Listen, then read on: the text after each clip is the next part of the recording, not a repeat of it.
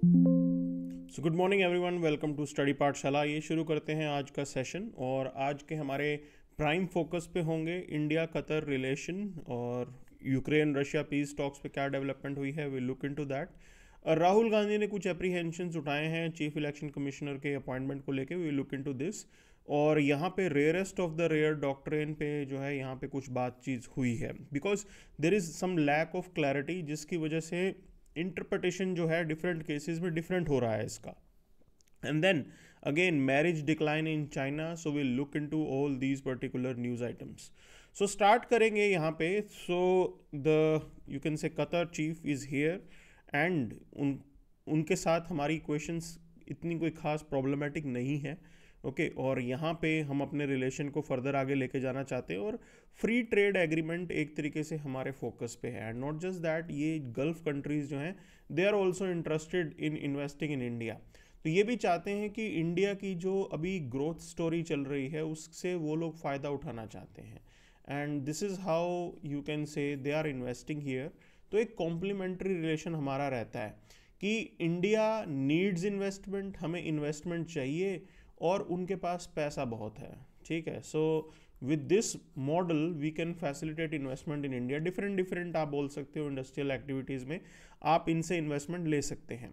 अगर आप कतर की बात करेंगे तो लिक्विफाइड नेचुरल गैस का मेजर जो प्रोड्यूसर है वो आपके यहाँ पे कतर होता है। और आज की डेट में कतर की इंपॉर्टेंस काफ़ी बढ़ भी गई है। Why I am saying this, because Ukraine Russia war के कारण जो सैंक्शंस लगे हुए हैं रशिया के ऊपर, उसका जो ऑल्टरनेटिव पूरे वर्ल्ड ने एक्सप्लोर किया। So they are all taking the gas from Qatar. Qatar से ही जो है वो गैस जा रही है।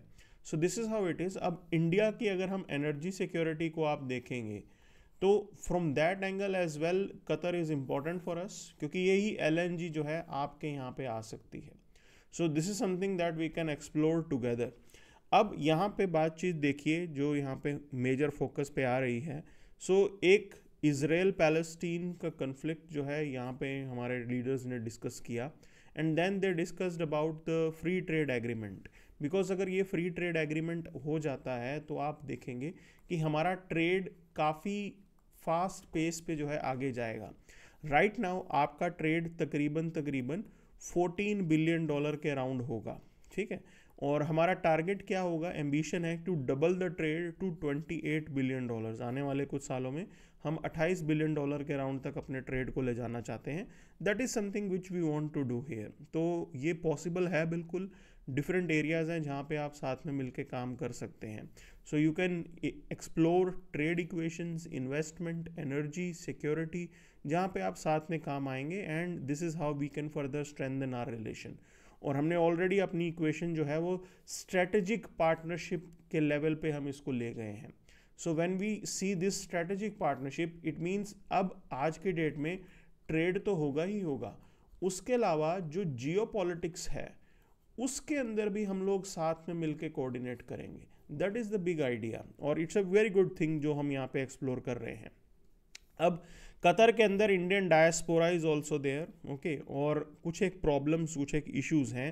तो एक तो जो इंडियन नेवी के एक ऑफिसर हैं वो कतर में भी जेल में हैं। उसके अलावा 600 इंडियन करंटली जो है वहाँ पे इम्प्रिजेंट हैं। तो उनको इशू को लेके, उनको बाहर निकालने को लेके ज़रूर हमारी बातचीत हुई होगी। सो उसके अलावा कोई ख़ास यहाँ पे प्रॉब्लम है नहीं, चीज़ें बिल्कुल ठीक चल रही हैं। And the idea of Israel Palestine को अगर आप देखेंगे तो India supports two state solution, कि पैलेस्टीन और इज़राइल जो है वो दो अलग अलग देश बने। तो हम उस आइडिया को सपोर्ट करते हैं और this is what the Arab world wants. पूरी अरब की जो कंट्रीज़ हैं वो भी यही चीज़ चाहते हैं। तो हम एक तरीके से सेम आउटलुक, सेम डायरेक्शन के अंदर चीज़ों को देख रहे हैं। तो कोई खास प्रॉब्लम इसमें है नहीं। ठीक है, so you look into this question. देखिए 2016 प्रीलिम्स का, उन्होंने कहा कि which one of the following is not a member of gulf cooperation council. Okay, तो ये जीसीसी कंट्रीज हैं सारे के सारे। इसमें कतर भी आ जाएगा, यूएई आ जाएगा, ओमान आ जाएगा, Saudi Arab, Kuwait, Bahrain, these are the GCC countries. तो अब ये जो जीसीसी ऑर्गेनाइजेशन है ये इस्टेब्लिश की गई थी 1981 के अंदर। और इसके अंदर Bahrain, Kuwait, Oman, Qatar, Saudi Arabia, UAE, इन्होंने पार्टिसिपेट किया था। ठीक है। अब यहाँ पे कौन नहीं है, तो बट ऑब्वियस है कि ईरान इज़ द वन जो कि इसका मेंबर नहीं है, बाकी सारे के सारे मेंबर हैं इसके अंदर। तो ये इस तरीके से सवाल कभी पूछे जाते हैं तो हमें पता होना चाहिए। चलिए आगे देखते हैं। यहाँ पे यूएस पीस टॉक्स के ऊपर जो है बातचीत चल रही है। देखो, it is a US led peace initiative that they are exploring, okay. लेकिन इसके अंदर जो प्रॉब्लम आ रही है, first is this, European Union is divided. ये ही डिवाइडेड नज़र आ रहे हैं यहाँ पे। फ्रांस का थॉट प्रोसेस डिफरेंट है, जर्मनी का थॉट प्रोसेस डिफरेंट है, और आज की डेट में यूरोपियन यूनियन के अंदर ये दो मेजर कंट्रीज़ हैं, ये दो अलग अलग तरीके से चीज़ों को देख रहे हैं जो इस ये यूक्रेन वॉर चल रहा है, ठीक है। तो ऐसे में अगर आप यूनिफाइड अप्रोच के साथ नहीं चलोगे तो मुझे लगता नहीं है कि ये टॉक्स वगैरह कुछ सक्सेसफुल होने वाले हैं। But present reality is this, US ने मूड बना लिया है। They are not going to, you can say, support or not going to fund the Ukrainian assistance। तो उसको लेके वो क्लैरिटी वो पहले ही दिखा चुके हैं। So we have seen this, ठीक है। लेकिन अगर आप इस चीज़ को देखेंगे कि बातचीत अब है वॉर को कैसे एंड किया जाए, तो एंड करने में ये कि कुछ एरिया ऑलरेडी यूक्रेन का रशिया ने अपने कब्जे में ले लिया है। तो it means, will this be the settled border? क्या ये सेटल्ड बॉर्डर होगा, इसको बॉर्डर मान लिया जाएगा, ओके, या पुराने टाइम पे रशिया पीछे हटेगा?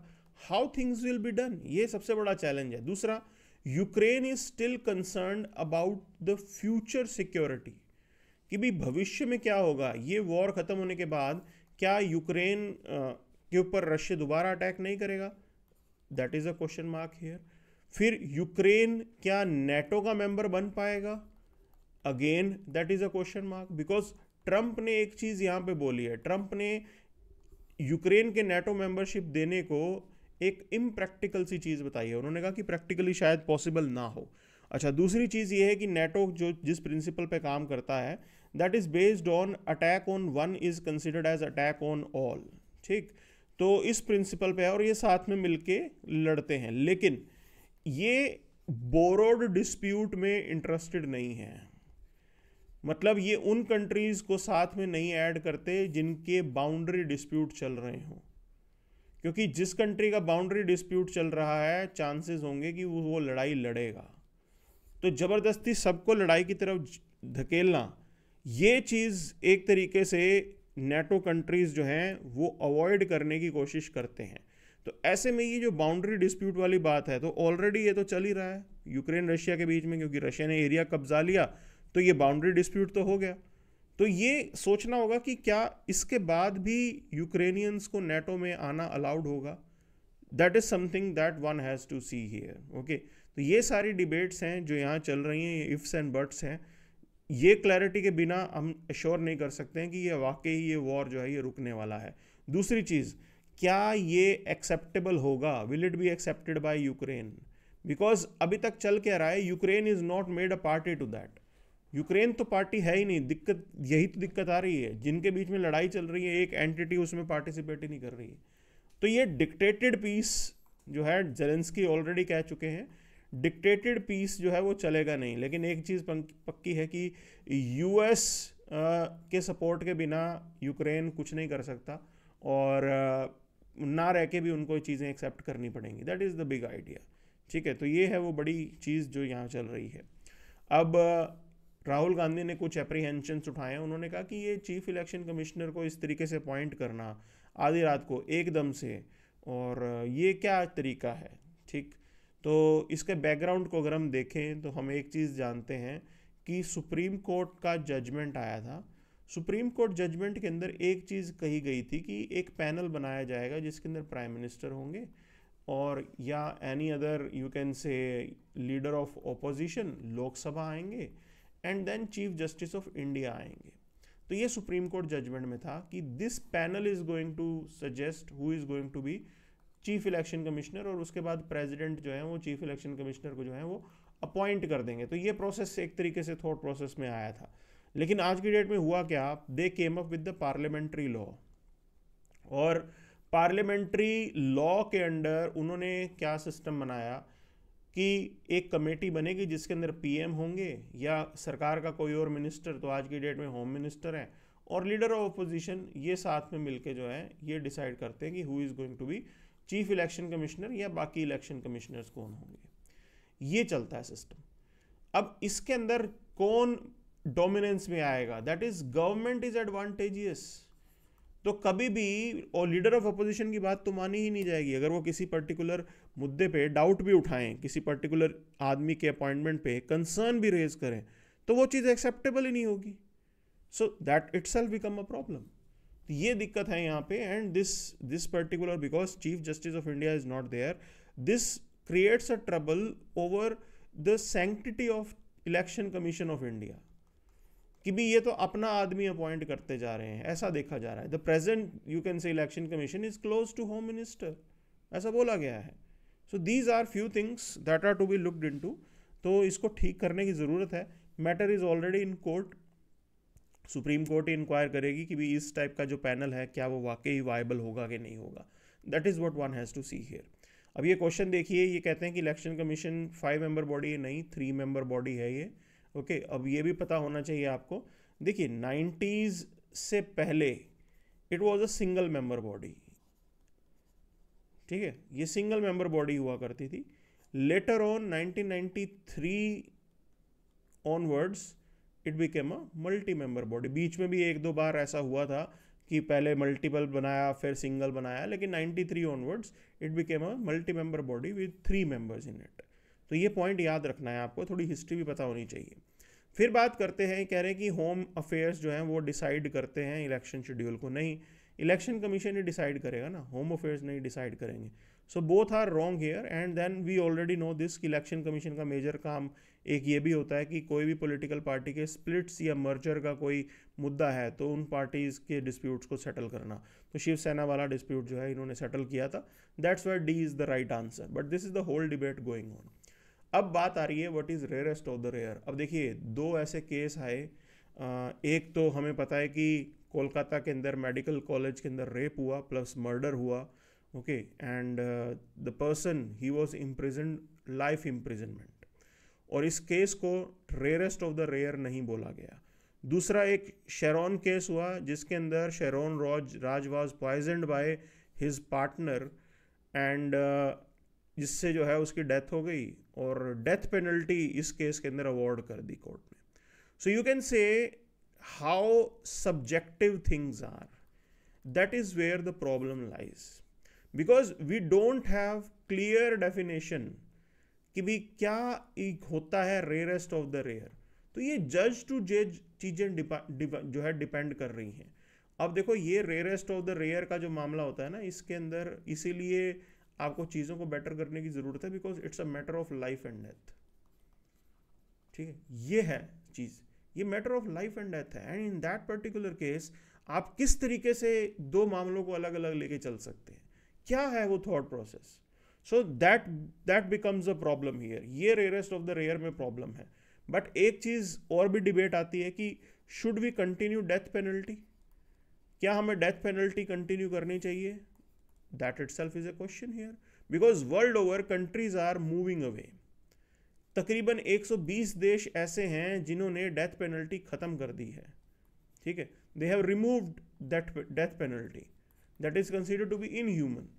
तो हमारे यहाँ पे भी इस तरीके से डिबेट चल रही है कि शुड वी रिमूव इट और शुड वी कीप इट, या किन पर्टिकुलर क्राइम्स के लिए आप रखेंगे।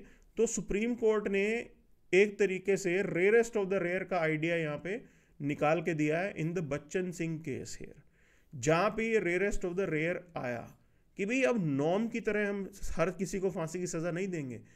एक्सेप्शनल केसेस के अंदर आप जो है रेयरेस्ट ऑफ द रेयर मामले में फांसी की सज़ा देंगे, where you find that person is beyond reformation, कि वो इंसान कभी भी रिफॉर्म नहीं हो सकता है, इसलिए आप उसको रेयरेस्ट ऑफ द रेयर मान रहे हो, इसलिए आप उसको सज़ा दे रहे हो।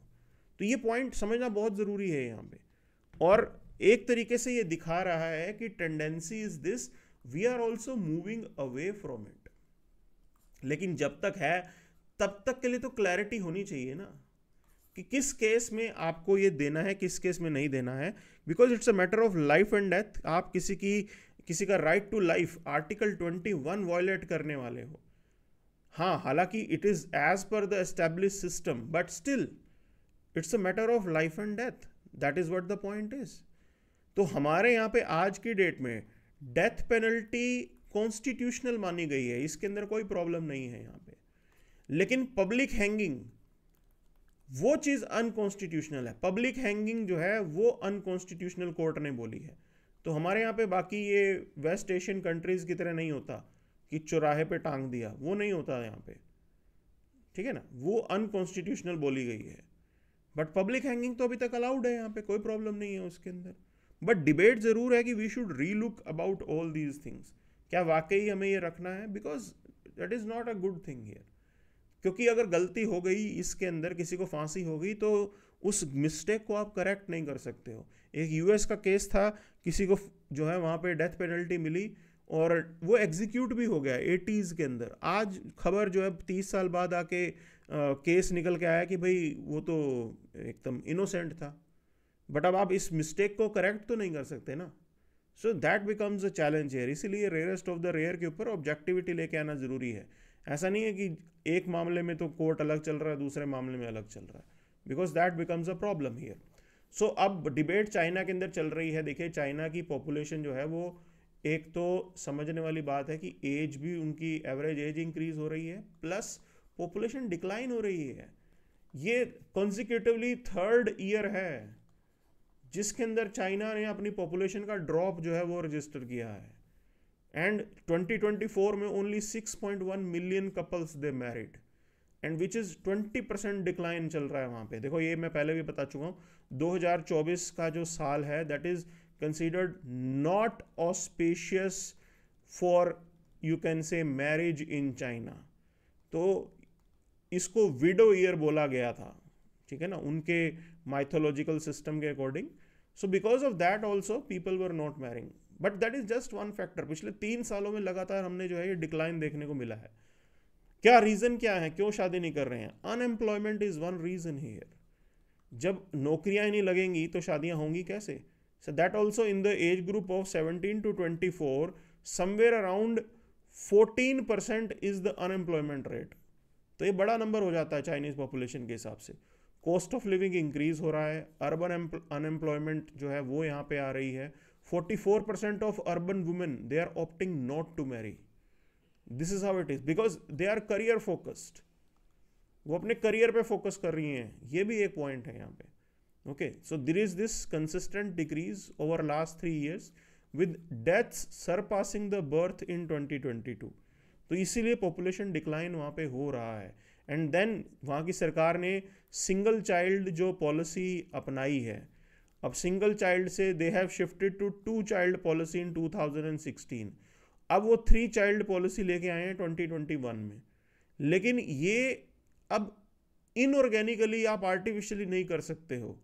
It's up to women, they have a career, that is something more problem is being done here. और दूसरा, इम्बैलेंस्ड सेक्स रेशो चल रहा है वहाँ पे। There is this preference for male children जो यहाँ पे देखने को मिल रहा है। और यहाँ मेजर डेमोग्राफिक शिफ्ट हुआ है। 22% of Chinese population is over 60 and 2050 तक 50% पॉपुलेशन चाइना की जो है 60 से ऊपर हो जाएगी।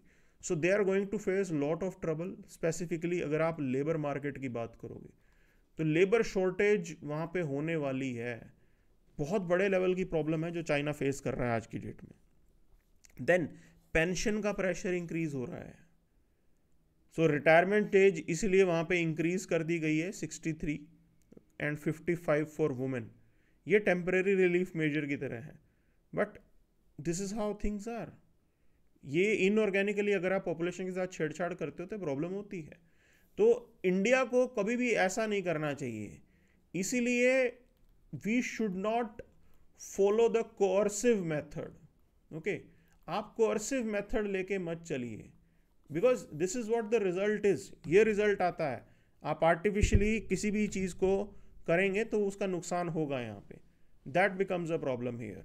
हेल्थ केयर, केयर गिविंग, ये सारी चीज़ें हैं यहाँ पे, and they have to come up with the new you can say initiative अगर इस प्रॉब्लम से वो डील करना चाहते हैं।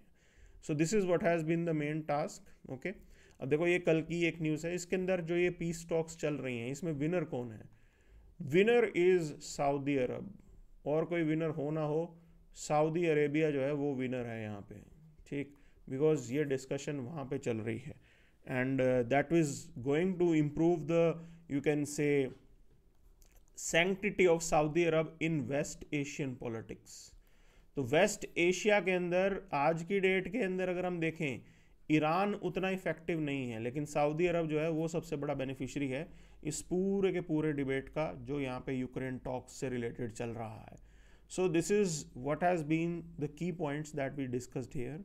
ओके, अब ईरानियन जो हैं उनके मिनिस्टर आए हुए हैं, foreign minister, and we had a talk. तो इन्होंने ये कहा कि ये जो डिक्टेटेड पीस है बिल्कुल भी एक्सेप्टेबल नहीं है, और ईरान के ऊपर सैंक्शंस बहुत स्ट्रिंजेंट जो है वो ट्रंप ने लगाए हैं, जिसका नुकसान हमें हो रहा है। नुकसान इन द सेंस हमें नुकसान हो रहा है कि हमारा इन्वेस्टमेंट है छाबहार पोर्ट में, हम उसको यूज़ नहीं कर पा रहे हैं, ठीक है, that is the point here. अब यहाँ पे डिबेट चल रही है, देखिए जो उत्तराखंड के अंदर यूनिफॉर्म सिविल कोड लगा था, उसके अंदर जो कपल्स लिव इन रिलेशनशिप में रह रहे होते हैं उनको अपना रिलेशनशिप जो है वो एक तरीके से बताना पड़ेगा, दैट इज़ द आइडिया। अगर वो कहीं पे बेनिफिट लेना चाहते हैं, ठीक है, तो उनको एक तरीके से अपना लिव इन रिलेशनशिप उसे रजिस्टर करवाना पड़ेगा। अब ये आर्गुमेंट चल रहा है कि कई लोग अपने जो है रिलेशनशिप को रजिस्टर कराएंगे, इट्स अ प्रिवेसी इन्वेजन। सो भाई अगर आप मैरिज रजिस्टर कराते हो, what's the point of, you can से, not registering your live in relationship. यही कोर्ट ने बोला है कि भाई ये आपकी प्रिवेसी इन्वेजन कैसे हो गया इसके अंदर। तो अगर आप सही मायने में लॉ का कोई बेनिफिट उठाना चाहते हो, आप चाहते हो कि लिव इन रिलेशनशिप में इफ सम पर्सन डाइज तो उसके बाद कंपनसेशन किसे मिलेगा, किसे नहीं मिलेगा, lot of debate is there. तो अगर सही मायने में अगर आप इस चीज़ को रेक्टिफाई करना चाहते हैं तो उसके लिए तो रजिस्टर करवाना पड़ेगा। तो that is what the court is observing here, वही चीज़ चल रही है वहाँ पे। Okay, and this is something that we have for today's session. So that's it for the day then. Thank you very much.